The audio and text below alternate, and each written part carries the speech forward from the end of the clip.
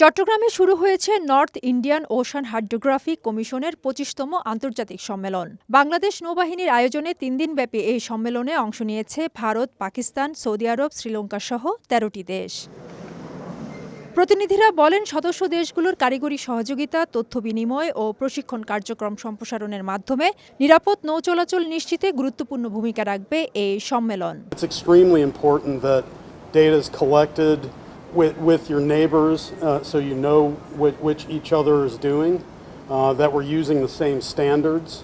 So when we discuss problems, we talk about them in the same way. চার্টগুলো আমাদের সমুদ্র এলাকায় যারাই আসে সমুদ্র চলাচলের জন্য এবং নিরাপদ চলাচলের জন্য আমাদের হাইড্রোগ্রাফি ডিপার্টমেন্ট এই ম্যাপিংগুলো করে থাকে।